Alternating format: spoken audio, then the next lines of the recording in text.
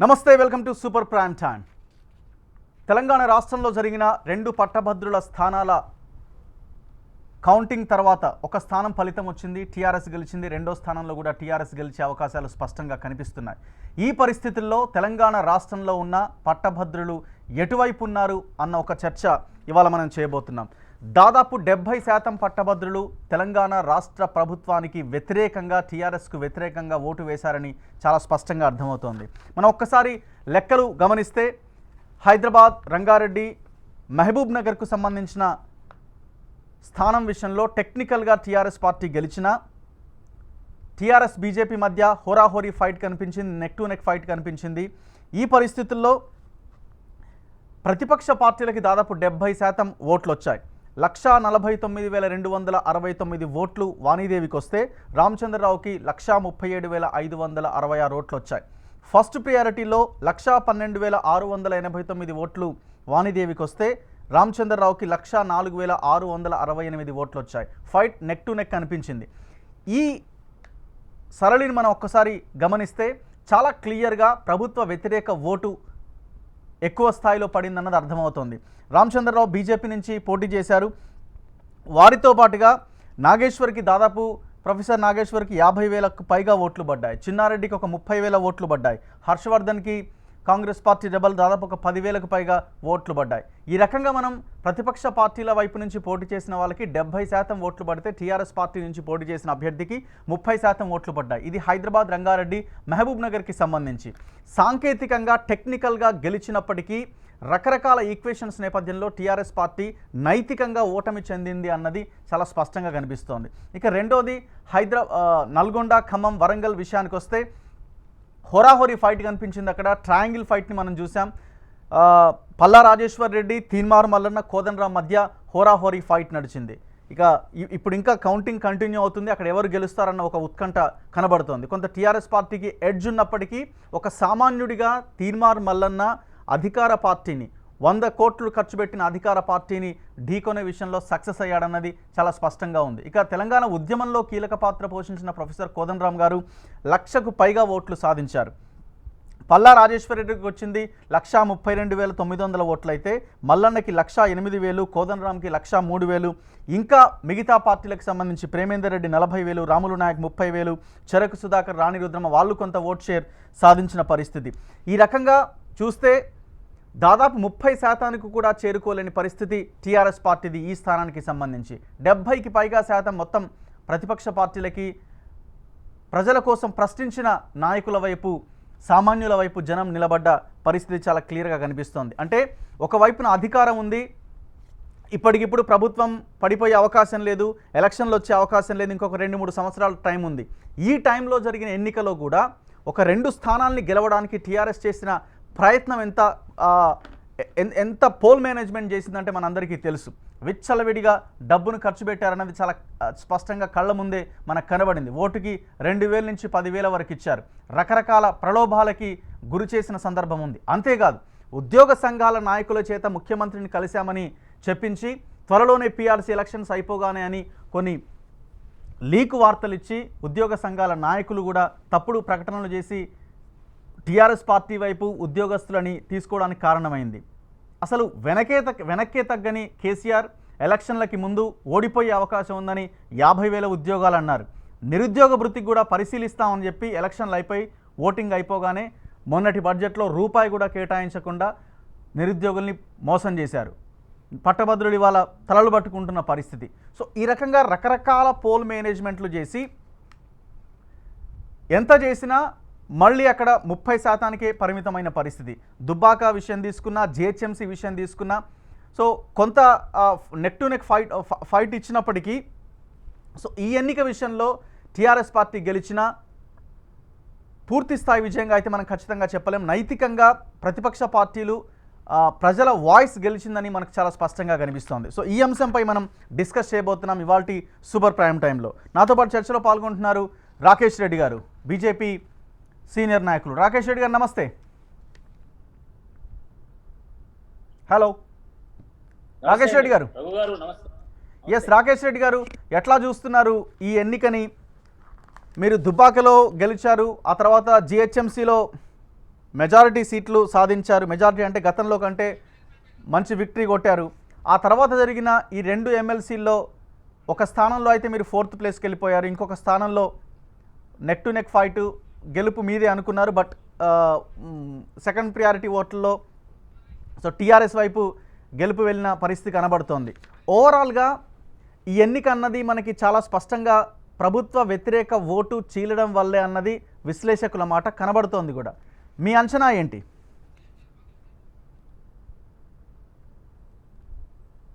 రఘు గారు, ఇప్పుడు 2 స్థానాలను మనం వేరువేరుగా విశ్లేషించినట్టయితే, మొదటిది నల్గొండ, వరంగల్, ఖమ్మం స్థానానికి సంబంధించి అక్కడ అధికార పార్టీకి అరౌండ్ 30% ఓట్స్ వస్తే ఇండిపెండెంట్లకు ప్రతిపక్ష పార్టీలకు కలిపి 70% ఓట్స్ వచ్చాయి. అక్కడ చాలా క్లియర్ కట్ గా అక్కడ అపోజిషన్ స్పేస్ అంతా కూడా చీలిపోయింది. అంటే గుర్తింపు కలిగినటువంటి ఇండిపెండెంట్లు ఉండడం, ముఖ్యంగా తీన్మార్ మల్లన్న కానీ కోదండరామ్ సార్ కానీ వీళ్ళు ఉండడం వల్ల భారతీయ జనతా పార్టీకి తీవ్రమైనటువంటి నష్టం వాటిల్లి.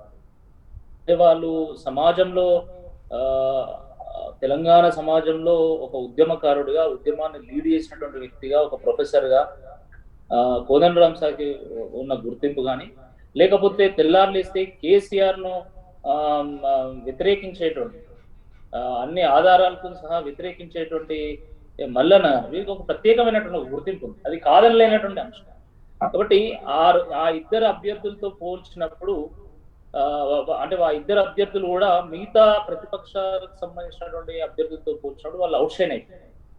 సో న్యాచురల్లీ ఏంటంటే పబ్లిక్ వాళ్ళని ప్రిఫర్ చేశారు.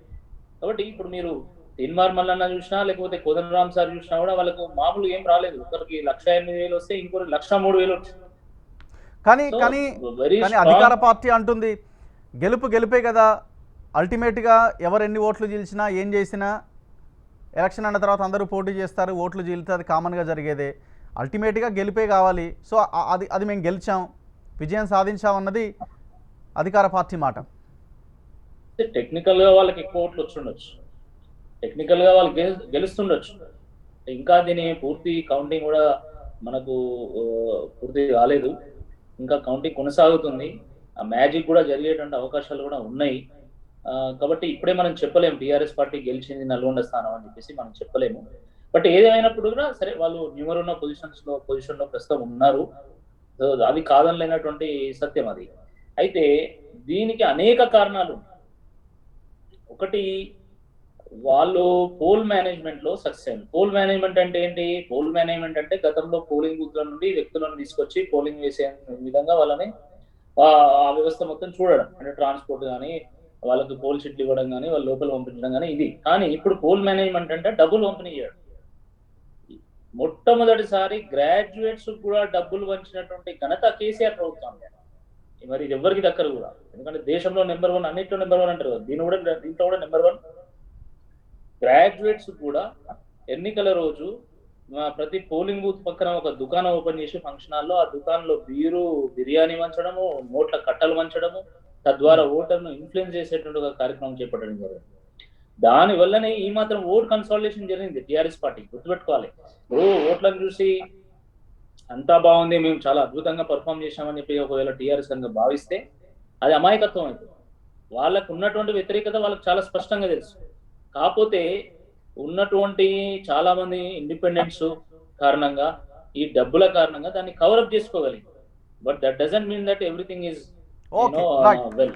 చర్చలో పాల్గొంటున్నారు దేవిప్రసాద్ గారు, టీఆర్ఎస్ పార్టీ సీనియర్ నాయకులు. వస్తాను రాకేష్ రెడ్డి గారు, 1 సెకండ్.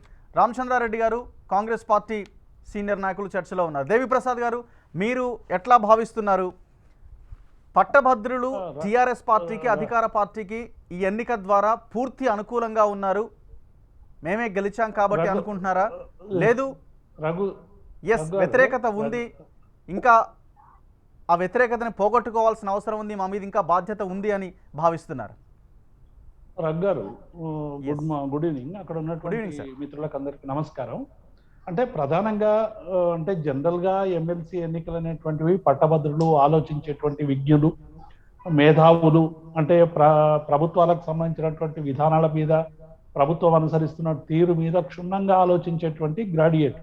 అందుకే సహజంగానే ఈ ఎమ్మెల్సీ ఎన్నికల్లో ఓ పార్టీ అంటే ఏదైతే అధికారంలో ఉంటాయో పార్టీలు పోటీ చేయడానికే భయపడేటువంటి ఒక సందర్భం ఇక్కడ కాదు, ప్రతి దగ్గర కూడా వస్తున్నటువంటి నేపథ్యాన్ని దేశవ్యాప్తంగా కూడా మనం పరిశీలించాల్సినటువంటి అవసరం ఉంది. ఎందుకంటే ఇటీవలే వారణాసి, నాగపూర్లో కూడా చాలా దుర్భేద్యమైనటువంటి ప్రాంతాల్లో కూడా అంటే మోడీ ప్రభుత్వం పట్ల, అక్కడ ఉండేటువంటి ప్రభుత్వాల పట్ల చాలా విశ్వాసం ప్రకటించినటువంటి ప్రజల మధ్యలోనే గ్రాడ్యుయేట్లు వ్యతిరేకించినటువంటి విషయాన్ని మనం ఈ సందర్భంగా ఉదాహరించక తప్పదు. కాబట్టి డెఫినెట్ గానే గ్రాడ్యుయేట్లు, మేధావులు అనే వరకు ప్రభుత్వం నుండి ఇంకా చాలా ఎక్స్పెక్ట్ చేస్తారు. చాలా ఇంకా అద్భుతమైనటువంటి పని జరగాలని, సృజనాత్మకత కావాలని, ఇంకా విధానాల్లో ఇంకా చాలా మందికి సంక్షేమ పథకాలు అందాలని, అభివృద్ధి ఇంకా పరుగులు పెట్టాలని ఆలోచించేటువంటి విద్యులు ఈరోజు టిఆర్ఎస్ పార్టీని ఎన్నుకోవడం అనేటువంటిది శుభపరిణామం. మీరు అన్నట్టు ఇది 70% భారత ఎన్నికల వ్యవస్థనే అట్లుంది రగ్గారు. ఎక్కడైనా 50% ఇంకా నయం. ఇది ఒక కొంత డెమోక్రటిక్ గా ఈ ప్రిఫరెన్షియల్ ఓటు కాబట్టి ఇంకా కొంచెం డెమోక్రటిక్ గా సెకండ్ ప్రిఫరెన్షియల్ ఓటు కూడా పరిగణలోకి తీసుకొని డిక్లేర్ చేసేటువంటి విధానం. కానీ జనరల్ గా జరిగేటువంటి ఎన్నికల్లో మీరు 15% వచ్చినా, 16% వచ్చినా, 17% వచ్చినా నియరెస్ట్ అభ్యర్థి కంటే ఎక్కువగా వస్తే గెలిచేటువంటి ఒక ఎన్నికల వ్యవస్థలో మనం ఉన్నాం. కాబట్టి ఈ ఎన్నిక ఎవరు ఏమనుకున్నా కానీ ఇది ఒక అద్భుతమైనటువంటి విజయంగా మేము భావిస్తా ఉన్నాం. మీరు అన్నట్టు డెఫినెట్ గా ఇంకా మాకు ఓట్లు రావాల్సినటువంటి అవసరం ఉండే, ఆ రాకపోవడానికి కారణాలని తప్పకుండా విశ్లేషిస్తాం. కానీ మొట్టమొదటిసారి పట్టభద్రుల ఎన్నికల్లో అంటే శాసన మండలి ఏర్పాటు నుండి ఇప్పటి వరకు ఏ ఒక్క పార్టీ కూడా మహిళలు పెట్టేటువంటి సాహసం చేయలేదు ఈ ఎన్నికలు. ఒక విషయం చెప్పండి దేవి ప్రసాద్ గారు, ఒక విషయం చెప్పండి. ఇంకా మీకు 2-3 సంవత్సరాల సమయం ఉంది. ప్రభుత్వానికి ఎటువంటి ఇబ్బంది లేదు, అధికారం మీ చేతిలో ఉంది. రేపు ఒకవేళ ఎలాంటి నిర్ణయాలు తీసుకోవాలన్నా మీరు నిర్ణయాలు తీసుకునే ప్రజలకి ఏదైనా మంచి కార్యక్రమాలు చేయాల్సిన పరిస్థితి ఉంటుంది. దాన్ని పరిగణలోకి తీసుకొని అవుట్ రైట్గా మిమ్మల్ని ఒక రకంగా ప్రజలు మిమ్మల్ని గెలిపించాలి. కానీ ఇవాళ ఆ పరిస్థితి లేదు కదా క్లియర్గా. ఏ రాజకీయ పార్టీకి ఉండదు రగ్గా. అంటే సార్ స్థానిక సంస్థల ఎన్నికలు జరిగినా, ఏ ఎలక్షన్స్ జరిగినా అధికార పార్టీకి అనుకూలత ఉంటుంది. రగ్గారు, స్థానిక సంస్థలు వేరు. మళ్ళీ మీరు స్థానిక సంస్థలకి ప్రిఫరెన్షియల్ ఓటు ఉన్నటువంటి ఎమ్మెల్సీ ఎన్నికలకు అది ముడిపెట్టకండి. స్థానిక సంస్థలు స్థానికంగా ఉండేటువంటి నాయకత్వం పట్ల, స్థానికంగా ఉండేటువంటి ప్రజాప్రతినిధుల పట్ల, అక్కడ ఉండేటువంటి విధానాల పట్ల, ప్రభుత్వం పట్ల పనులు చేయించుకోవాలి, అభివృద్ధి కావాలి అనేటువంటి ఆకాంక్షతో వేసేటువంటి సర్పంచులు, ఎంపీటీసీలు, జడ్పీటీసీ ఎన్నికలు. కానీ ఈ ప్రిఫరెన్షియల్ ఓటు 43 నియోజకవర్గాలకు సంబంధించినటువంటి ఈ కాన్స్టిట్యున్సీ హైదరాబాద్. నేను అందుకేం చెప్తున్నా, 1956 తర్వాత మొట్టమొదటిసారిగా ఈసారి మేము గులాబీ జెండాను అంటే మేము మా పార్టీ 2011, 2001 తర్వాతనే అయినప్పటికీ కూడా చాలా కాలం మేము పోటీ చేయలేదు. ఎన్ఎం శ్రీనివాసరెడ్డి గారు, ఆ తర్వాత నేను పోటీ చేసినా సరైనటువంటి ఫలితాలు రాలేదు. ఆ గతంలో వచ్చినటువంటి ఫలితాలను బేరీజ్ వేసుకొని మేము ఈసారి పకడ్బందీగా మాకున్నటువంటి నమోదు ప్రక్రియ కానీ, ప్రచార కార్యక్రమం కానీ, ఓటర్ల దగ్గరకు పోయేటువంటి కార్యక్రమం కానీ, ఇవన్నీ కానీ. కానీ దేవిప్రసాద్ గారు, మీరు వేరే ఎలక్షన్స్ తో కంపేర్ చేయొద్దు అంటున్నారు. కానీ మీ మేనేజ్మెంట్ అంతా కూడా అన్ని ఎలక్షన్స్ లాగే ఉంది కదా. ఇంతకుముందు రాకేష్ రెడ్డి గారు అంటున్నారు పూర్తి స్థాయిలో పోల్ మేనేజ్మెంట్ చేయడం వల్ల ఈ పరిస్థితి వచ్చింది అని. వాస్తవం కాదా? నేను ఎందుకు చెప్తున్నానంటే, ఫర్ ఎగ్జాంపుల్ నల్గొండ ఎలక్షన్ తీసుకుందాం. నల్గొండ ఎమ్మెల్సీ తీన్మార్ మల్లన్న 1,00,000 ఓట్లు వచ్చాయి, కోదన్ రామ్ 1,00,000 ఓట్లు వచ్చాయి. వాళ్ళు ఏ మేనేజ్మెంట్ చేసి అన్ని ఓట్లు సంపాదించారు ఉంటారు చెప్పండి? విజ్ఞులుగా ఆలోచించి వాళ్ళ కోట్లేసారా పట్టభద్రులు, మీ కోట్లేసారా చెప్పండి? రగ్గారు ఒక్క నిమిషం. జాతీయ పార్టీల పట్ల విశ్వాసం ప్రకటించలేని అనివార్య స్థితిలో ఇవాళ అటువంటి వ్యక్తుల్ని ఎన్నుకునేటువంటి ఒక ప్రక్రియ తెలంగాణలో కొనసాగుతూ ఉన్నది. ఎందుకంటే జాతీయ పార్టీల పట్ల, ఎందుకంటే భారతీయ జనతా పార్టీ అక్కడ ఏ ప్లేస్, రాకేష్ రెడ్డి గారు మిత్రులు చెప్పారు, కోదండరామ్ గారు, మల్లన్న గారు ప్రభుత్వం మీద ప్రశ్నిస్తారు. అంటే బీజేపీ ప్రశ్నిస్తలేదా? కాంగ్రెస్ ప్రశ్నిస్తలేదా? అంటే అందరూ ప్రశ్నించినప్పటికీ కూడా మెరుగైనటువంటి వాళ్ళుగా వాళ్ళని ఎన్నుకున్నారు. అంటే ఈ పార్టీల పట్ల ప్రజల్లో విశ్వాసం సన్నగిల్లుతున్నది అనేటువంటి మాట వాస్తవం. అన్నిటికంటే, వ్యక్తుల కంటే, జాతీయ పార్టీల కంటే కూడా మెజారిటీ అంటే ఓటు వేసినటువంటి వాటిల్లో ఎక్కువ మంది ఇవాళ టీఆర్ఎస్ ను ప్రిఫరెన్స్ చేస్తున్నారనేటువంటి విషయాన్ని మర్చిపోయి మాట్లాడకూడదు రంగారు. డెఫినెట్ గా ఇవాళ టీఆర్ఎస్ పార్టీని ఓటర్లలో మెజారిటీ ఓటర్లు ఈ పార్టీ వల్లనే తెలంగాణకు అభివృద్ధి జరుగుతుంది, న్యాయం జరుగుతుంది అనేటువంటి ఒక విశ్వాసంతో ఇచ్చినటువంటి ఓటు పడింది. 30% ఓటు మీకు పడింది, మెజారిటీ ఓటు కాదు. ఎంత పడుతుంది రగ్గారు? మీరు భారత ఎన్నికల వ్యవస్థను మనం అన్ని కూడా చూద్దాం. అస్సాం ఎన్నికలు, బీహార్ ఎన్నికలు, బెంగాల్ ఎన్నికలు, అన్ని ఎన్నికల్లో చూద్దాం ఎవరెవరికి ఎంత పర్సెంటేజ్ వచ్చినాయి. ఎస్, రాకేష్ రెడ్డి గారు రెస్పాండ్ అవుతున్నారు. రామచంద్ర రెడ్డి దగ్గరికి వస్తా, జస్ట్ 1 మినిట్ ఆగండి. రాకేష్ రెడ్డి గారు, ఇప్పుడు దేవి ప్రసాద్ గారు స్పష్టంగా ఒక క్లియర్ క్వశ్చన్ అడుగుతున్నారు దేవి ప్రసాద్ గారు. దేవి ప్రసాద్ గారు అడిగింది ఏంటంటే, జాతీయ పార్టీలు బీజేపీ కాంగ్రెస్ కూడా ప్రశ్నిస్తున్నాయి కదా, మరి వాళ్ళకెందుకు ఓటేయలేదు, మిగతా కోదండరామ్ను తీర్మాన్ మల్లన్నకు ఎందుకు ఎక్కువ ఓట్లు వేశారు, ఈ పార్టీలను ఎందుకు పక్కన పెట్టారన్న ఒక క్వశ్చన్ రైజ్ చేస్తున్నారు.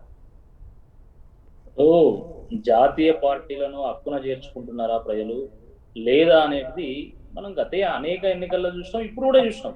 ఇప్పుడు మీరు హైదరాబాద్ ఎన్నిక చూడండి, హైదరాబాద్ ఎన్నికలో టిఆర్ఎస్ కు పోటాపోటీగా నిలబడింది భారతీయ జనతా పార్టీ కదా. కాబట్టి ఇది అసంబద్ధమైనటువంటి వాదన. వాళ్ళకు ఏ ఆర్గ్యుమెంట్ సూటబుల్ ఉంటే రగ్గారు ఇది ఆర్గ్యుమెంట్ షేక్ గురించి కాదు నేను చెప్పడము. రాకేష్ రెడ్డి గారు చెప్పేది కాంట్రవర్సీగా ఉంది. ఒక దిక్కేమో అక్కడ వాళ్ళు ప్రశ్నించడం వల్ల ఓటు పడ్డాయి అంటారు, ఇక్కడనేమో బీజేపీ నెక్ టు నెక్ వచ్చింది అంటారు. అంటే ఇక్కడ అర్థం ఏంటి మీరే వివరించాలి. అంటే ఎక్కడైనా ఒక బలమైనటువంటి క్యాండిడేట్ ఎవరు అని చూజ్ చేసి ఓటేస్తారు, అంతే తప్ప ఇవాళ జాతీయ పార్టీలు ఇవాళ బీజేపీ పార్టీ ఇక్కడ సిట్టింగ్ స్థానం కోల్పోవలసినటువంటి పరిస్థితి ఎందుకు వచ్చింది? 53% ఓట్లు వచ్చినాయి పోయినసారి. ఈసారి ఎన్ని ఓట్లు వచ్చినాయి చెప్తాను. దేవి ప్రసాద్ గారు మీకు ఇచ్చినప్పుడు, మీకు సమయం ఇచ్చినప్పుడు మీరు మాట్లాడండి. రాకేష్ రెడ్డి రాకేష్ రెడ్డి గారు కంటిన్యూ మాట్లాడండి రాకేష్ గారు.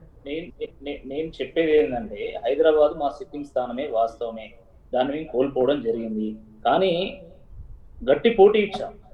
కాబట్టి గట్టి పోటీ ఇచ్చినా కూడా జాతీయ పార్టీలను విశ్వసించడం లేదు, అందుకనే ఇండిపెండెంట్ ఎంచుకుంటున్నారని మాట్లాడే వాదన అయితే కరెక్ట్ కాదు.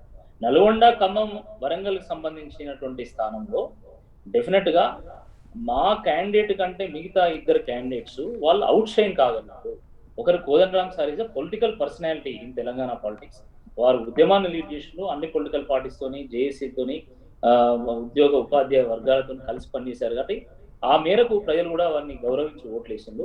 తీన్మార్ మల్లన్న అనేటువంటి వ్యక్తి తన యూట్యూబ్ ఛానల్ ద్వారా, తన ప్రశ్నల ద్వారా యువతను ఆకర్షించారు. కాబట్టి వారు అవుట్ షైన్ కాగలిగారు. భారతీయ జనతా పార్టీకి సీనియర్ నాయకులుగా అనేక సంవత్సరాల నుండి రేవంత్ రెడ్డి గారు సేవలు అందించినా కూడా ఇప్పుడు ఉన్నటువంటి ట్రెండ్ ప్రకారం వాళ్ళను ఎక్కువగా స్వీకరించారు, మమ్మల్ని స్వీకరించారు.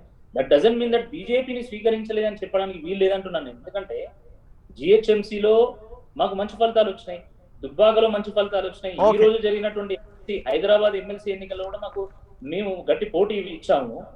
కాబట్టి ఇంకా జాతీయ పార్టీలు ఏం లేదు, అందుకని ఇండిపెండెంట్ ఎంచుకుంటున్నారు అన్నటువంటి వాదన కరెక్ట్ కాదు. ఇంకోటి, ఈరోజు ఈ రకమైనటువంటి ఫలితాలు టిఆర్ఎస్ పార్టీ ఏ విధంగా సాధించింది అనే దాని మీద కూడా చర్చ జరగాలి కదా. చర్చ చేద్దాం, అది కూడా ఆ చర్చను కూడా లేవనెత్తుదాం. ఒకసారి రామచంద్రారెడ్డి గారు, కాంగ్రెస్ పార్టీ అధికార ప్రతినిధి రామచంద్రారెడ్డి గారు. హలో, ఎస్ రామచంద్రారెడ్డి గారు, 2 స్థానాల్లో ఆల్మోస్ట్ వాణిదేవి గారు హైదరాబాద్ నుంచి గెలిచారు, నల్గొండ నుంచి కూడా పల్లా గెలిచే అవకాశాలే కనిపిస్తున్నాయి. సరే చూద్దాం, అటు ఇటుగా అయినా అవ్వచ్చేమో. ఏది ఏమైనా ఇది టీఆర్ఎస్ బలంగా మీరు భావిస్తున్నారా? పట్టభద్రులంతా టీఆర్ఎస్ వైపే ఉన్నారని అనుకోవాలా ఈ 2 ఎన్నికల తర్వాత? ఒక మాట చెప్తానండి, ముక్కి మూలిగి 30% ఓట్లతో కోట్ల రూపాయలు ఖర్చు పెట్టి ఇవాళ వచ్చేసి జబ్బులు ఎగరేసుకుంటుండ్రు టీఆర్ఎస్ పార్టీ వాళ్ళు. నిజంగా మీరు ఘనమైనటువంటి చరిత్ర కలిగి ఘనమైనటువంటి పరిపాలన అందించినట్లయితే విజ్ఞావంతులైనటువంటి ఓటర్లు, విజ్ఞత కలిగినటువంటి ఓటర్లు అయినటువంటి గ్రాడ్యుయేట్స్ ఇవాళ మీకు ఇచ్చే తీర్పు ఇంత దారుణంగా ఉండదు. ఓకే, ఇవాళ మీరు ప్రిఫరెన్షియల్ ఓట్లో మీరు గెలిస్తే గెలిచి ఉండొచ్చు, ఏది ఒకవేళ గెలిస్తే ఇంకా కూడా ఛాన్సెస్ ఉన్నాయి. ఇక్కడ తీన్మార్ మల్లన్న విషయానికి వచ్చినట్లయితే ఒక ఇండిపెండెంట్ వ్యక్తి ఈ రోజున ఇన్ని ఓట్లు తెచ్చుకున్నట్టే definitely it is not an ordinary issue. జాతీయ పార్టీల కంటే ఎక్కువ తెచ్చుకున్నాడు అంటే దాని అర్థం ఏంటంటే ఈ ప్రభుత్వాన్ని ఎంత కసిగా, ఎంత బండబూతులతోని తిడుతుంటే అంత సంతోషిస్తున్నారంటే ఈ ప్రభుత్వం మీద ఉన్నటువంటి వ్యతిరేకతకి అర్థం పడుతుంది, అర్థం చెప్తుంది. అదే విధంగా జాతీయ పార్టీ అయినటువంటి కాంగ్రెస్ పార్టీ సైద్ధాంతిక పరంగా పోతుంది కాబట్టి ఆ స్థాయిలో విమర్శలు చేయకపోయినప్పటికీ కూడా సిద్ధాంత పరంగా సరైనటువంటి సూచనల్ని విత్ ఇన్ ది పెరిఫెరల్స్ చేస్తుంది కాబట్టి పబ్లిక్ హర్షించడంలే. ఈ ప్రభుత్వం ఇంత దుష్ట పరిపాలన అందిస్తుంటే మీరు చేసేటటువంటి విమర్శ ఈ స్థాయిలో ఉందని చెప్పేసి ఒక ఇండివిజువల్ ఆ విధంగా చేస్తున్నాడు కాబట్టి ప్రజలందరూ కూడా చప్పట్లు కొట్టేసి ఇతను రావాలి, ఈ ప్రభుత్వాన్ని నిలదీయాలన్నటువంటి ఉద్దేశంతో చేస్తున్నాడు. ఒక జాతీయ పార్టీకి సంబంధించిన అధికార ప్రతినిధిగా ఉన్నప్పటికీ కూడా తెలంగాణకు సంబంధించి ఈ రోజు చెప్తున్నాం అంటే నిజాన్ని మనం ఒప్పుకోక తప్పదు. కానీ ఆ విధంగా కాకుండా ఇప్పటికీ కూడా ఏమన్నంటే బీజేపీ వాళ్ళు అక్కడదేంది, కాంగ్రెస్ వాళ్ళు ఇక్కడిదేంది అని పోలికలు తప్పితే నిజంగా మీకు దమ్ము చేతనైంది చేవ ఉండి నిజంగా ప్రజలకు కావాల్సినటువంటి మీరు ఫలాల్ని కనుక అందిస్తే ఈ రోజు ఈ పరిస్థితి ఉండదు. ఇందాక దేవిప్రసాద్ గారు చెప్తున్నారు ఇంకా ఇంకా ఇంకా ఆశిస్తున్నారు అన్నది అంటున్నారు. ఇంకా కాదు, అసలేమి మీరు ఇంకా ఆశించేది కాదు, ఏమి ఇచ్చారు మీరు అని చెప్పేసి మొన్న రైట్ టు ఇన్ఫర్మేషన్ యాక్ట్ కింద ఇచ్చినటువంటి ఉద్యోగాల వివరాలు తీసుకొని రండి చర్చకు అంటే ఒకటి రామచంద్రారెడ్డి గారు, దేవిప్రసాద్ గారు చాలా క్లియర్ గా చెప్తున్నారు. ఎన్నికల వ్యవస్థలో ఇట్లాగే ఉంటుంది, గెలుపన్నదే ప్రామాణికం. సరే, చేయాల్సింది చాలా ఉన్నప్పటికీ పట్టభద్రులు టిఆర్ఎస్ పార్టీకి అద్భుతమైన విజయాన్ని అందించారు, ఇది శుభ పరిణామం అన్నది దేవిప్రసాద్ గారు చెప్తున్న మాట. అంటే వాళ్ళు అద్భుతమైనటువంటి విజయం అనుకుంటే ఆనందించనియండి, రేపు అద్భుతాలు ఏ విధంగా ఉంటాయో తెలంగాణ ప్రజలు బుద్ధి చెప్తారు. కానీ నేను ఒకటి అంటున్నా, మరి 100 సీట్లు మున్సిపల్ ఎలక్షన్లు వస్తాయని ఇద్దరికి గప్పాలు కొట్టాను. అంతకు ముందర 100 సీట్లు వస్తాయనంటే ఏదో వచ్చింది కాబట్టి షబ్బాష్ అని చెప్పేసి ఒకరికొకరు భుజాలు సరుచుకున్నారు. మరి ఇవాళ 30% ఓట్లు వచ్చి ముక్కి ములిగి గెలుస్తుంటే ఇవాళ తెలంగాణ సమాజానికి మేము చేసినటువంటి పొరపాట్లకు మీరు అంటే విద్యావంతులైనటువంటి యువతకి, గ్రాడ్యుయేట్స్ కి మేము చేసినటువంటి తప్పులకి మీరు ఈ విధంగా మీరు ఇచ్చిండ్రు, నెక్స్ట్ టైం మాకు మేము సరిదిద్దుకుంటాము, మళ్ళీ కూడా మీ యొక్క అభిమానాన్ని చూరుకుంటామని చెప్పేసి మీరు వాళ్ళు ఆత్మవిమర్శ చేసుకొని పశ్చాత్తాపడే బదులు ఇంకా దీనికి ముడుస్తున్నారు అంటే ఈ ప్రభుత్వం యొక్క పనితీరు ఎంత దారుణంగా ఉన్నది, ఈ ప్రభుత్వం యొక్క నిజాయితీ ఎంత ఉన్నది, ఈ ప్రభుత్వము ఇటువంటి దాన్ని కూడా తిమ్మిని పంపిణీ చేసి ప్రజలని తెలంగాణ సమాజాన్ని మళ్ళీ కూడా మభ్య పెట్టాలని చూస్తుందని చెప్పేసి చాలా క్లియర్ గా అర్థమైపోతున్నది. అందుకనే ఒకటండి, ఈ రోజున ఒక అధికార పార్టీ అంటే ఒక జాతీయ పార్టీ అయినటువంటి మాకు కానివ్వండి అంటే స్థాయిలో ముఖ్య మూలిగి సంపాదించిన ఓట్ల ఇవి రామచంద్రారెడ్డి గారు చెప్పండి రగ్గర్. అయితే ఈ విధంగా ఉంది. ఈ విధంగా ఉంటే మీరు అధికారం వినియోగం చేసి ఒక ఉదాహరణ చెప్తా చూడండి. దేవిప్రసాద్ గారు, ముఖ్య మూలిగి సంపాదించిన ఓట్లు వచ్చి సంబరపడనివ్వండి టిఆర్ఎస్ పార్టీ నాయకుల్ని అని అంటున్నారు. రగ్గారు ఎన్నికల్లో గెలిస్తే పొంగిపోవడం, ఓడిపోతే కుంగిపోవడం టిఆర్ఎస్ పార్టీ లక్ష్యం కాదు, టిఆర్ఎస్ పార్టీ లైన్ కాదు. డెఫినెట్ గా మా మీద బాధ్యత పెరిగిందని మేము భావిస్తాం. మా ముఖ్యమంత్రి కేసీఆర్ కావచ్చు, మా వర్కింగ్ ప్రెసిడెంట్ కేటీఆర్ కావచ్చు, మా హరీష్ రావు కావచ్చు, ఎవరైనా టీఆర్ఎస్ సంబంధించినటువంటి నాయకులందరూ కూడా ప్రతి ఒక్కరికి దిశానిర్దేశం చేసేది ఏంటంటే మనం ఎన్నికల్లో గెలవంగానే మనం దేవిప్రసాద్ గారు, మీరు ఉద్యోగ సంఘాల నాయకుడిగా తెలంగాణ ఉద్యమంలో పనిచేశారు, మీరు చెప్పండి, ఇంకా మా మీద నమ్మకం పెట్టుకున్నారు పట్టభద్రులు, మేము చేయాల్సింది చాలా ఉంది, చేయలేకపోయాం అన్న ఒక స్టేట్మెంట్ ఇవ్వండి సార్. రగ్గారు డెఫినెట్ గా ప్రభుత్వాల నుంచి ప్రజలు ఆశిస్తున్న దానికి గ్యాప్ డెఫినెట్ గా ఉంది. ఎక్కడ ఏం చేసామన్నది కూడా మనకి ఇంపార్టెంటే కదా. ఇంతమంది వ్యతిరేకంగా ఉన్నారు అని అంటే రగ్గారు మీరు ఏం చేయలేదనేటువంటి సింగిల్ లైన్ స్టేట్మెంట్ ను ఎవరు కూడా తెలంగాణ సమాజం ఒప్పుకోదు. మీ అంతటా మీరు మాట్లాడుకుంటే మాట్లాడుకోండి, కానీ ఇవాళ తెలంగాణ సమాజానికి 6 ఏళ్లలో అనేక అద్భుతాలు జరిగినాయి.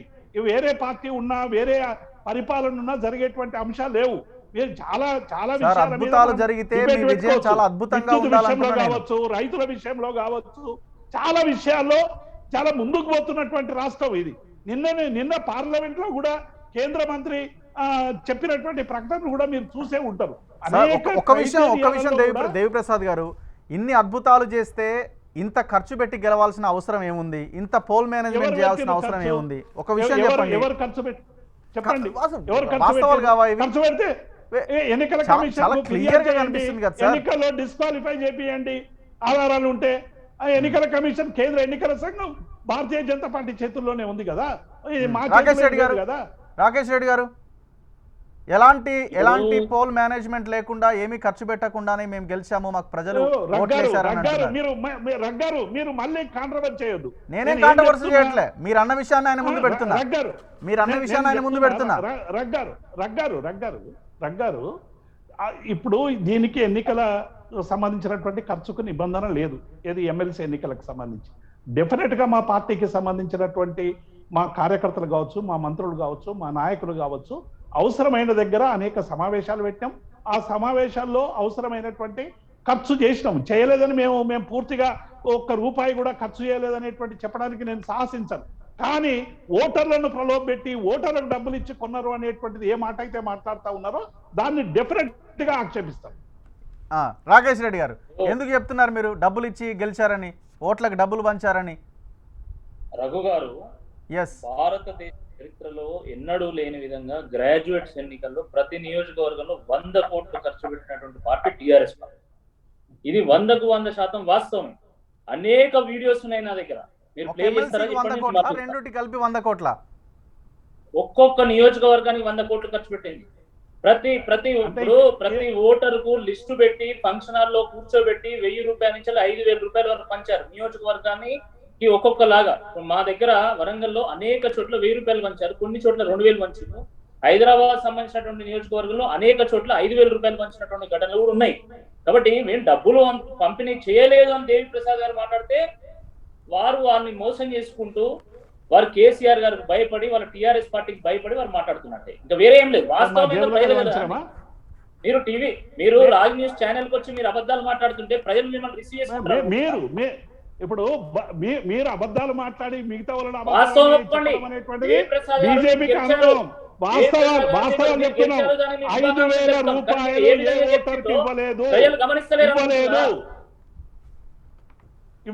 భారతీయ జనతా పార్టీ ఎంత ఖర్చు చేసిందో ఇలా వైరల్ అవుతా ఉన్నది. ప్రతి నియోజకవర్గంలో ఎట్లా ఖర్చు పెట్టిరు వైరల్ అవుతా ఉన్నది. ఎవరెవరికి డబ్బులు ఇచ్చారో గూగుల్ పేలో ఏం చేసిర్రు, ఇవన్నీ కూడా అవుతున్నాయి. మీరు మాకు చెప్పకండి ఎవరెవరికి ఎట్లా డబ్బులు పంచారు, ఏ నాయకులు ఎట్లా చేస్తున్నారు, ఇవన్నీ అందరికి తెలిసిందే. వీడియోలో లేము, మనం ఆన్లైన్ లో ఉన్నాము. మీరు మాట్లాడిన తర్వాత మీరు మాట్లాడండి. ఇప్పుడు నేనేమంటున్నా, నేను ఈ ఆరోపణ చేస్తున్నా. ఈ ఆరోపణ వాస్తవమా కాదో మన డిబేట్ చూస్తున్నటువంటి వ్యూవర్స్ నిర్ణయిస్తారు, ప్రజలు నిర్ణయిస్తారు వాస్తవం ఏందనేది. అనేక ప్రయత్నాలు చేశారు. దాంట్లో భాగంగా ఇదొకటి. దీనితో పాటు అనేక ప్రలోభాలకు ఓటర్లను గురి చేయడం జరిగింది. మీరు పిఆర్సీ విషయం కూడా ముఖ్యమంత్రి గారు అసలు ఈ 2.5 సంవత్సరాలు మాట్లాడకుండా మొన్న ఉద్యోగ ఉపాధ్యాయ వర్గాలను పిలిచి మీకు 29% ఇస్తామని చెప్పడం జరిగింది. అనేక ఉద్యోగ సంఘాల నాయకులను పిలిచి బెదిరించడం జరిగింది. నోటిఫికేషన్ 50,000 నోటిఫికేషన్లు ఇస్తామని చెప్పేసి మభ్యపెట్టడం జరిగింది. 1వ తారీఖు జీతాలు ఇప్పంచలు ఇస్తామని చెప్పడం జరిగింది. ప్రైవేట్ యాజమాన్యాలను పిలిచి వాళ్ళని బెదిరించడం జరిగింది. వాళ్ళని మచ్చిక చేసుకునేటువంటి ఒక ప్రయత్నం చేయడం జరిగింది. ఎవరికి తెలియదండి ఈ ఉపాయాలన్నీ కూడా. మీరు పూర్తిగా అధికారాన్ని వినియోగించుకొని ఈ రోజు ఈ సాధించగలిగారు. రఘు నాకు మాట్లాడవచ్చు. రామచంద్ర రెడ్డి గారు ఉండండి ఒక్క సెకండ్. ఇప్పుడు అందరినీ బెదిరించిన వాళ్ళు ఓట్లు ఎందుకు వేస్తారు? రఘు గారు, బెదిరించిన వాళ్ళు కోపం మీద మాకు వ్యతిరేకంగా ఓటు వేయాలి. ఎందుకు ఓట్లు వేస్తారు? బెదిరిస్తే ఓట్లు వేసేటువంటి సాంప్రదాయం ఎన్నికల్లో ఉంటదా? అదేమరా తెలుస్తుందా? ఇప్పుడు కేసీఆర్ గెలిస్తేనే పిఆర్సీ వస్తుందని ఉద్యోగ సంఘాల నాయకులు ప్రచారం చేశారటగా. 2 కోట్లు ఉద్యోగాలు ఇస్తామని మభ్యపెట్టిర్రు, 15 లక్షలు ఇస్తామని మభ్యపెట్టిర్రు, ప్రభుత్వ రంగాల సంస్థలు బాగు చేస్తామని వాటిని ఎత్తేస్తున్నారు, రేట్లు తగ్గిస్తామని డీజిల్ రేట్లు పెంచారు, గ్యాస్ రేట్లు పెంచారు, పెట్రోల్ రేట్లు పెంచారు. ఇవన్నీ కావా? ఇవన్నీ మభ్యపెట్టుడేనా? వాస్తవాలు కావా? ఒకటి రామచంద్రారెడ్డి గారు, ఈ రోజున దేవిప్రసాద్ గారు ఇంత చెప్తున్నారు, ఏది ఇట్లా చేసింది అట్లా చేసింది కేంద్ర ప్రభుత్వం అని. మేము ముందల నుంచి ఒకటే చెప్తున్నాం, అధికారంలో ఉన్నటువంటి కేంద్ర ప్రభుత్వం రాష్ట్ర ప్రభుత్వము దొందు ఒక రహస్య అవగాహనతోని వాళ్ళ ఫెయిల్యూర్స్ ని కప్పిపుచ్చుకోవడానికి ముందెళ్ళిపోతుంది అని చెప్పేసి అంటున్నాం. ఎస్, కేంద్ర ప్రభుత్వం అబ్సల్యూట్లీ తప్పు చేసింది. మరి తప్పు చేసినప్పుడు పలు సందర్భాల్లో రాష్ట్ర ప్రభుత్వంగా మీరు ఎందుకు వాళ్ళకు మద్దతు ప్రకటించారు? సరే, మద్దతు ప్రకటించడం అయిపోయిందని చెప్పేసి ఈ రోజు అంటున్నారా? బుద్ధి తక్కువై పొరపాటు అయిపోయి ఈ కేంద్ర ప్రభుత్వానికి మేము మద్దతు ప్రకటించినందుకు పశ్చాత్తాపడుతున్నామని చెప్పేసి ముఖ్యమంత్రి గారితో ఒక స్టేట్మెంట్ ఇప్పివ్వనండి. ఆ స్టేట్మెంట్ ఇచ్చిన తర్వాత విమర్శ చేయాలి. లేకుంటే మీరు కమల సోదరులు రహస్య బంధం మీ ఇద్దరి మధ్య ఉన్నది. ఇంకో రామచంద్రారెడ్డి గారు ఓకే అన్నిటికీ సమాధానం చెప్తారు. రైట్, మనం ఓవరాల్ జనరలైజ్ అవుతుంది, మళ్ళీ డిబేట్ ఎక్కడో వెళ్తుంది. సో టీఆర్ఎస్ గెలుపునకు కారణాలేంటి? ఎందుకు ఇంత తక్కువ శాతం పోలింగ్ టీఆర్ఎస్కి నమోదైంది? ప్రతిపక్షాలు ఎందుకు ఇంత గెయిన్ అయ్యాయి? ఓట్ల చీలిక వల్లే ఈ పరిస్థితి వచ్చిందో ఒక్కసారి ఈ ప్యాకేజ్ చూద్దాం మనం. ఎమ్మెల్సీ ఎన్నికల్లో తొలి ప్రాధాన్యత ఓట్ల ఫలితాలంటూ తేలిపోయాయి. అధికారికంగా ఈ రిజల్ట్స్ ఇంకా వెలువడకపోయినా పట్టభద్రులు మాత్రం కుండబద్దలు కొట్టినట్లు ఫలితాలను తేల్చేసి వారు ఎవరి వైపు ఉన్నారనేది స్పష్టంగా చెప్పారు. నల్గొండ, వరంగల్, ఖమ్మం, అలాగే హైదరాబాద్, రంగారెడ్డి, మహబూబ్ నగర్ 2 చోట్ల టీఆర్ఎస్కు 30% ఓట్లే పోలవగా ఆ పార్టీకి వ్యతిరేకంగా 70% మంది అభ్యర్థులు ఓటేశారు. ఇక్కడే తాము ఎవరి వైపు ఉన్నారనే విషయాన్ని పట్టభద్రులు తేల్చేశారు. సాంకేతికంగా టీఆర్ఎస్ ముందు వరుసలోనే కనిపిస్తున్నా టీఆర్ఎస్కు 30% ఓట్లు మాత్రమే పడ్డాయి. అంటే 70% టీఆర్ఎస్కు వ్యతిరేకంగా గ్రాడ్యుయేట్స్ ఓట్లు వేశారనేది స్పష్టమవుతుంది. ఇన్నాళ్ళు యువత తమ వైపే ఉన్నారని చెప్పుకున్న టీఆర్ఎస్కు గట్టి దెబ్బే కొట్టారు పట్టభద్రులు. టీఆర్ఎస్ పోకడలను ఎండగడుతూ ప్రశ్నించే వారికే పట్టం కడతామన్న పట్టభద్రులు అలాంటి వారికే ఓట్లేశారు. నల్గొండ, వరంగల్, ఖమ్మం ఎమ్మెల్సీ ఎన్నికల్లో స్వతంత్ర అభ్యర్థిగా పోటీకి దిగిన తీన్మార్ మల్లన్నకు తెలంగాణ విద్యావంతులు సపోర్టు చేశారు. జిల్లాలో పాదయాత్ర చేసి టీఆర్ఎస్ పాలనను ఎండగట్టినందుకు ప్రజలు తిరిగిన మల్లన్నను పట్టభద్రులు గుర్తించారు. అందుకే తమ ఓట్లతో మల్లన్నను ఆదరించి టీఆర్ఎస్పై ఉన్న వ్యతిరేకతను తెలిసేలా చేశారు. నిజానికి స్వతంత్ర అభ్యర్థి అయిన తీన్మార్ మల్లన్న ఏ ఒక్క పార్టీ తరపు నుంచైనా పోటీ చేస్తుంటే మల్లన్నకే ఎమ్మెల్సీ పగ్గాలు వచ్చేవి అనడంలో ఎలాంటి సందేహం లేదు. ఇక టీఆర్ఎస్కు గట్టి పోటీ ఇచ్చిన వారిలో 3వ స్థానంలో ఉన్నారు ప్రొఫెసర్ కోదండరాం. తెలంగాణ ఉద్యమంలో కీలక పాత్ర పోషించిన కోదండరాం ఎమ్మెల్సీ ఎన్నికల్లో తన హుందాతనాన్ని చాటుకున్నారు. యువత భవిష్యత్తుపై టీఆర్ఎస్ను ప్రశ్నించారు కోదండరాం. తెలంగాణ యువతను మమేకం చేయడంలో ముఖ్య పాత్ర పోషిస్తూ టీఆర్ఎస్ను ప్రశ్నించినందుకు కోదండరాంను కూడా విద్యావంతులు గుర్తించారు. అందుకే ఈ ఎన్నికల్లో కోదండరాంను 3వ స్థానంలో నిలబెట్టారు పట్టభద్రులు. హైదరాబాద్, రంగారెడ్డి, మహబూబ్ నగర్ పట్టభద్రుల ఎమ్మెల్సీ ఎన్నికల్లోనూ అవే ఫలితాలనిచ్చారు తెలంగాణ విద్యావంతులు. ఇక్కడ టీఆర్ఎస్ మొదటి వరుసలో ఉంటే బీజేపీ 2వ స్థానంలో కొనసాగుతుంది. నల్గొండలో పల్లాకు దీటుగా తీన్మార్ మల్లన్న, కోదండరాం తప్పితే మిగతా పార్టీలు టీఆర్ఎస్కు పోటీ ఇవ్వలేకపోయాయి. కారణం టీఆర్ఎస్ను ప్రశ్నించడంలో విఫలమవ్వడమే. హామీల మీద హామీలిస్తూ వాటిని అమలుపరిచే విషయంలో టీఆర్ఎస్ విఫలమైందన్న విషయంపై ప్రజల ముందు చెప్పే ప్రయత్నంలో మిగతా పార్టీల అభ్యర్థులు వెనుకబడ్డారు. మరోవైపు హైదరాబాద్లోనూ పోటీలో ఉన్న అభ్యర్థులు టీఆర్ఎస్ను ఎండగట్టడంలో పూర్తిగా విఫలమయ్యారు. ఇక్కడ టీఆర్ఎస్పై తీవ్ర విమర్శలు చేస్తూ పాలన వైఫల్యాలను ప్రశ్నించడంతో బీజేపీ అభ్యర్థి రామచంద్రరావును 2వ స్థానంలో నిలబెట్టారు పట్టభద్రులు. కాగా ప్రొఫెసర్ నాగేశ్వర్, కాంగ్రెస్ నేత చిన్నారెడ్డి టీఆర్ఎస్ను విమర్శించడంలో విఫలమయ్యారు. అధికార టీఆర్ఎస్ పార్టీని కాకుండా బీజేపీ వీరి ప్రతాపాన్ని చూపారు. దీంతో టీఆర్ఎస్ పాలనపై అసహనంతో ఉన్న విద్యావంతులు నాగేశ్వరరావును, చిన్నారెడ్డిని అంతగా పట్టించుకోలేదు. టీఆర్ఎస్ పాలనపై అసహనంగా ఉన్న పట్టభద్రులు ప్రశ్నించే వారిని ఆదరించారు. మరోవైపు టీఆర్ఎస్ అబద్ధపు ప్రచారాలు పార్టీకి పెద్ద మైనస్. ఉద్యోగ ఖాళీల భర్తీలు, ఐటీఐఆర్, కోచ్ ఫ్యాక్టరీ లాంటి అనేక విషయాల్లో టీఆర్ఎస్ తప్పుడు ప్రచారం చేసింది. టీఆర్ఎస్కు ఏ మాత్రం ఫలితాలు వచ్చాయంటే పోల్ మేనేజ్మెంట్ చేయడం వల్లే అని రాజకీయ విశ్లేషకుల మాట. మొత్తానికి టీఆర్ఎస్ పాలన మాటలోనే తప్ప చేతల్లో కనిపించకపోవడంతో పట్టభద్రులు తమ ఓట్లతో టీఆర్ఎస్కు బుద్ధి చెప్తూ ప్రశ్నించే వారికే పట్టం కడతామని స్పష్టంగా చెప్పారు. టీఆర్ఎస్కు ఎక్కువ ఓట్లు పోలవడం సాంకేతికమే కానీ ఆ పార్టీది నైతికంగా ఓటమే. 70% మంది విద్యావంతులు కేసీఆర్ పాలనపై అసంతృప్తితో ఉన్నారంటే అధికార టీఆర్ఎస్ పట్ల ప్రజల్లో వ్యతిరేకత తారస్థాయికి చేరిందనడానికి నిదర్శనం. ఇక చర్చలోకి వెళ్దాం. రామచంద్రారెడ్డి గారు, ఒక విషయాన్ని రాకేష్ రెడ్డి గారు మీరు కూడా వినాల్సిన అవసరం ఉంది. ఒక విషయాన్ని మనం ప్రధానంగా ఈ కౌంటింగ్ తర్వాత, ఈ రిజల్ట్స్ తర్వాత ఒకసారి గమనించాలి. ఎవరైతే, ముఖ్యంగా తెలంగాణ రాష్ట్రం విషయం గురించి నేను మాట్లాడుతున్నా, ఎవరైతే ప్రభుత్వానికి వ్యతిరేకంగా ప్రభుత్వాన్ని గట్టిగా ప్రశ్నిస్తున్నారో వాళ్ళ వైపే మేము ఉన్నామన్న ఒక సంకేతాన్ని ప్రజలు చాలా క్లియర్గా ఇచ్చారు. వాళ్ళ మీద ఒక నమ్మకాన్ని ఉంచారు. ఆ పరిస్థితి మనకు ఆ రిజల్ట్స్లో కనిపించింది. మల్లన్నకి 1,00,000 ఓట్లకు పైగా పడ్డా, కోదండరాం గారికి పడ్డా ఈ ఓట్లన్నీ కూడా గట్టిగా అయ్యాయి. ఒక రకంగా రాకేష్ రెడ్డి గారు మీరు కూడా ఒకసారి అబ్జర్వ్ చేస్తే బీజేపీకి నల్గొండ, ఖమ్మం, వరంగల్ స్థానంలో రాకపోవడానికి, ఓట్లు రాకపోవడానికి, 4th ప్లేస్లో ఉండడానికి ప్రధానమైన కారణం కూడా మీ క్యాండిడేట్ సరిగ్గా గట్టిగా ప్రచారం చేయలేకపోవడం కావచ్చు, గట్టిగా ప్రశ్నించలేకపోవడం కావచ్చు, మీకంటే బాగా పైన ఉన్నటువంటి అభ్యర్థులు ప్రశ్నించడం కావచ్చు. ఇలాంటి ఈక్వేషన్స్ పనిచేశాయి. ఓవరాల్గా మీరు గమనించింది ఏంటి రామచంద్రారెడ్డి గారు? నేను చెప్పిన దాన్ని అంగీకరిస్తారా? 100%. నేర్చుకోవాల్సింది చాలా ఉంది. 100% నేను ఇప్పుడు కాదండి, మొన్న ఒక టీవీ ఛానల్లో మల్లన్న వచ్చిండు ప్రత్యక్షంగా. నేను బేషజాలన్నీ కూడా పక్కన పెట్టి I have appreciated him, I have reveal the fact. ఏమనంటే తెలంగాణ ప్రజానీకానికి ఎంత కసి ఉన్నది, తెలంగాణ ప్రజానీకానికి కేసీఆర్ గారి మీద కానీ, తెలంగాణ రాష్ట్ర సమితి మీద కానీ, ప్రభుత్వం మీద కానీ ఎంత కసి ఉన్నది అన్నది ఆ ఓట్లన్నీ నిత్యం తిట్టే మల్లన్నకి పడి ఆ కసి తీర్చుకున్నాడని చెప్పేసి నేను చెప్పిన. లేకపోతే ఒక ఇండిపెండెంట్ వ్యక్తికి జాతీయ పార్టీలు కాదని అన్ని ఓట్లు రావటం అని అంటే అతను డబ్బు ఖర్చు పెట్టింది లేదు, అంత ఏది బ్రహ్మాండమైనటువంటి రాజకీయ నేపథ్యం ఉన్న వ్యక్తి కాదు. ఒక సామాన్యుడు కేవలము ఇక్కడ ప్రభుత్వాన్ని ఏ స్థాయిలో ప్రశ్నించిండనంటే, ఇక్కడ ముఖ్యమంత్రి గారు ఏ స్థాయిలో అయితే పనులు చేస్తుండ్రో ఒక అహంకార పూరితంగా కానివ్వండి, లేకుంటే తెలంగాణ రాష్ట్ర ప్రయోజనాన్ని దెబ్బతీసే విధంగా కానివ్వండి, నిరంకుశత్వంగా కానివ్వండి, అదే స్థాయిలో రోజు ప్రశ్నించడం మొదలు పెట్టేసరికి ప్రజలు శబ్బాష్ అన్నారు తప్పితే వేరేది కాదు. కాబట్టి రాజకీయ పార్టీగా మేము కూడా ఒకటి తెలుసుకోవాల్సింది ఏంటంటే, ఈ ప్రభుత్వాన్ని గట్టిగా నిలదీయాలి అంటే ఎక్కడ ఏ విధంగా యాక్ట్ చేయాలన్నది అది చేయాలి, కానీ సైద్ధాంతిక పరంగా మనం యాక్ట్ చేయాలి రాజకీయ పార్టీ అని చెప్పేసి కేవలము ఒక మోడరేట్ వేలో పోతే ప్రజలు హర్షించటం లేదు. ఈ ప్రభుత్వం మీద ఉన్న కసికి ఆ మోడరేట్ వేలో చేస్తున్నటువంటి ఫైట్ అనేది సరిపోవటం లేదని మాత్రము నేను సుస్పష్టంగా ఆ రోజు తెలియజేయడం జరిగింది, ఈ రోజు తెలియజేస్తున్నాను. కాకపోతే ఇందులో కొన్ని వ్యక్తిగత అభిప్రాయాలు ఉన్నప్పటికీ కూడా వాస్తవాలు మాత్రం ఇవి. ఇంకోటి చూడండి, ఈ రోజు టిఆర్ఎస్ ఈ రోజు ఎంతసేపటికి కూడా చూడండి, హుజూర్ నగర్ ఎలక్షన్ల దగ్గర చూస్తే ఆర్టీసీ యొక్క సమ్మె మొత్తం అణచేయాలంటే అది గెలవాలని కొన్ని అంటే 10 కోట్లు పెట్టారు, కొన్ని 10 కోట్ల రూపాయలు ఖర్చు పెట్టారు, అది జగమెరిగిన సత్యం.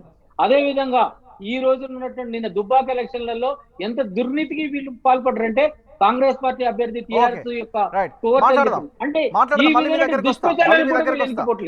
మీ దగ్గరకు వస్తా.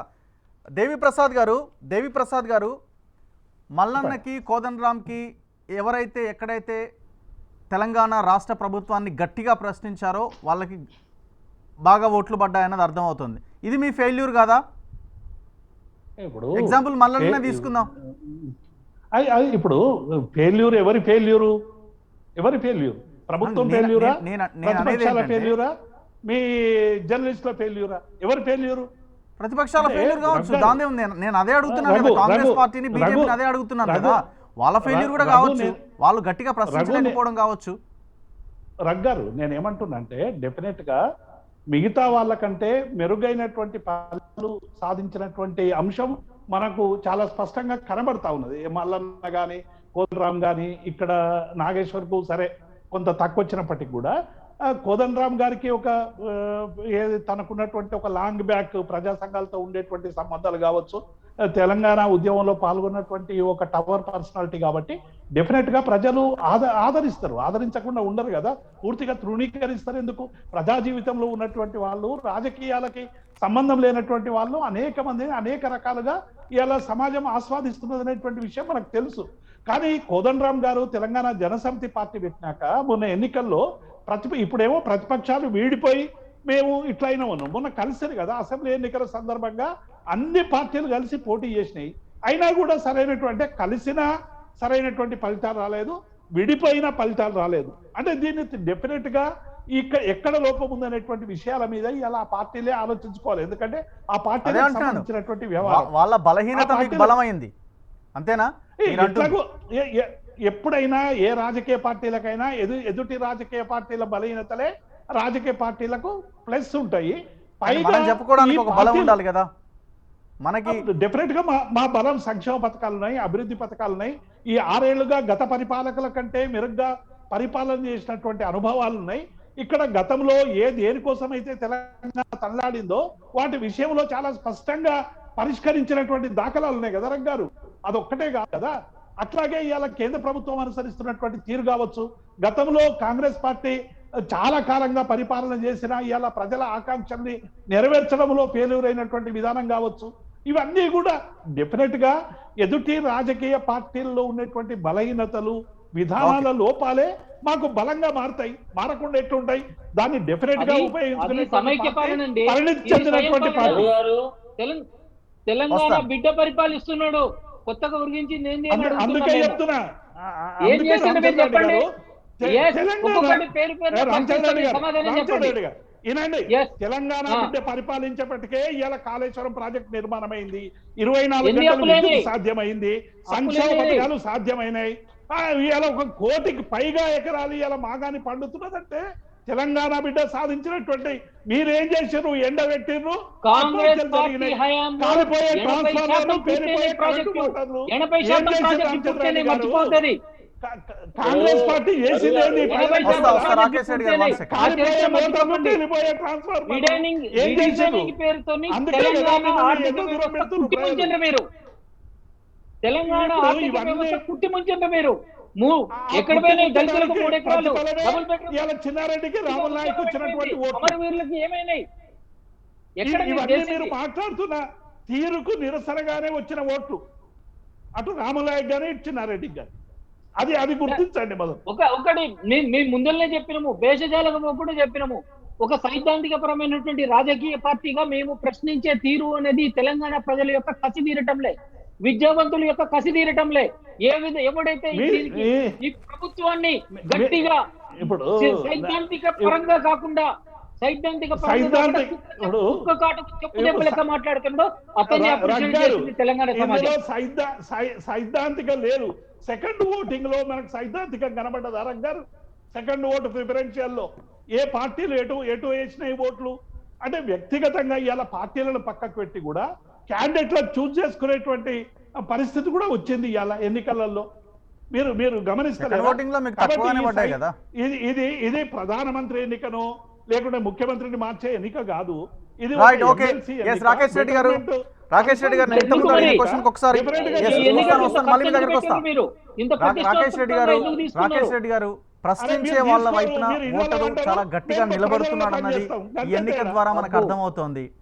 మీరు నేర్చుకోవాల్సింది ఏంటి? సరే, దుబ్బాకలో గట్టిగా ప్రశ్నించారు, రఘునందన్ అక్కడ గెలిపించారు, హైదరాబాద్లో అదే పరిస్థితి, మీరు గెలిచారు, మంచి సీట్లు వచ్చాయి. కానీ ఈ ఎన్నిక విషయానికి వచ్చేసరికి మీరు డీలా పడ్డారు ఒక స్థానంలో అన్నది వెరీ క్లియర్. అక్కడ కొంత ఫెయిల్ అయ్యారు. సరే, హైదరాబాద్కి సంబంధించి ఓట్లు చీలడం కావచ్చు, రకరకాల కారణాలతో ఇక్కడ మిస్ఫైర్ అయింది. అంగీకరిస్తారా? ఒక్కటి మాత్రం వాస్తవం రఘు గారు, ఈ ప్రభుత్వాన్ని ప్రశ్నించేటువంటి వాళ్ళకు ప్రజలు పట్టం కడతారు. అది మనం ఒప్పుకోవాలి. అది మనం అనేక ఎన్నికల నుండి చూస్తున్నాము.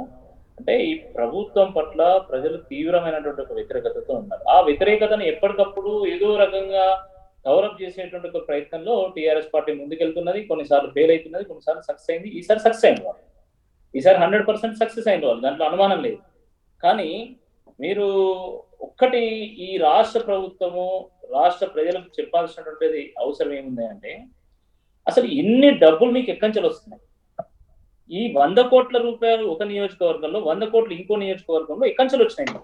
2500 కోట్ల రూపాయలు 2018 డిసెంబర్లో మీరు ఎట్లా ఖర్చు పెట్టగలిగారు? ఈ డబ్బులన్నీ ఎక్కడ నుంచి వస్తున్నాయి? దీనికి సమాధానం ఏంది అసలు? అంటే వీళ్ళు మొత్తము స్కీములన్నీ కూడా స్కాములుగా మార్చేసి కమిషన్లు దొబ్బి ఆ కమిషన్లను ఉపయోగించుకొని ఈరోజు ఎన్నికల్లో డబ్బులు పెట్టి ఈరోజు సీట్లు గెలుస్తా ఉన్నారు తప్ప ప్రజాభిమానంతో గెలుస్తలేదు. నిజంగా ప్రజాభిమానంతోనే గెలవగలిగితే మీరు ఈ డబ్బులు ఎట్లా ఖర్చు పెడతారు? డబ్బులు ఎందుకు ఖర్చు పెడుతున్నారు మీరు? వాళ్ళ పాలన మీద వాళ్ళకి నమ్మకం లేదండి. వాళ్ళ పరిపాలన మీద వాళ్ళకి నమ్మకం లేదు. వాళ్ళ పరిపాలన మీద నమ్మకం ఉంటే వాళ్ళు ఇటువంటి వాటికి పాల్పడరు కదా. ఇటువంటి వాటికి ఎందుకు పాల్పడుతున్నారు మీరు? ఇక పైగా మనం ఏమైనా ప్రశ్నిస్తే మీరు ఖర్చు పెట్టలేదు అంటారు. మేము ఎక్కడా ఖర్చు పెట్టలేదు, మేము ఓటర్కు డబ్బులు ఇవ్వలేదు, మేము కేవలము క్యాంపెయిన్ చేశాము, సభలు పెట్టినాము, సమావేశాలు పెట్టినాము, ఓటు అభ్యర్థించాము. ఎక్కడ కూడా మేము కాదండి. గతంలో ఏ పొలిటికల్ పార్టీ అల్టిమేట్ గా ఒక్కరు పోటీ చేస్తారా, వాళ్ళకి అగెనెస్ట్ గా 10 మంది పోటీ చేస్తారా, 4 పోటీ చేస్తారా? అల్టిమేట్ గా కావాల్సింది విజయం. ఆ పరిస్థితులకు అనుగుణంగా వాళ్ళ స్ట్రాటజీస్ వాళ్ళు ఉపయోగిస్తారు, గెలవడానికి ప్రయత్నం చేస్తారు. ఇప్పుడు సక్సెస్ అయ్యారు, రేపు కూడా సక్సెస్ అవ్వడానికి అవకాశం లేదా? ఇప్పుడు మేము ఇంకా ఓటర్ని ఎడ్యుకేట్ చేయాల్సిన అవసరం ఉంది. మాలో ఉన్నటువంటి లోపాలను సరిదిద్దుకోవాల్సిన అవసరం ఉంది. తప్పకుండా వీటి మీద రివ్యూ చేస్తాము. భారతీయ జనతా పార్టీ ప్రతి ఎన్నికల నుండి కూడా నేర్చుకున్నది కాబట్టి 2 స్థానాల నుంచి ఈరోజు దేశంలో జాతీయ స్థాయిలో ఒక అధికారం పార్టీగా ఈరోజు మేము చలామణి అవుతున్నాం. అనేక రాష్ట్రాల్లో పరిపాలన చేస్తున్నాం. తప్పకుండా తెలంగాణ రాష్ట్రంలో భారతీయ జనతా పార్టీ మాత్రమే టీఆర్ఎస్ నిర్వహించగలుగుతుంది. ఇది సత్యము. మళ్ళొకసారి కూడా ప్రూవ్ అయింది. బీజేపీ మాత్రమే ఈ రాష్ట్రంలో వీళ్ళకు ప్రత్యామ్నాయం. ఎస్, ఎమ్మెల్సీ ఎన్నిక కాబట్టి ఇండిపెండెంట్ యొక్క ప్రభావం ఉంటది.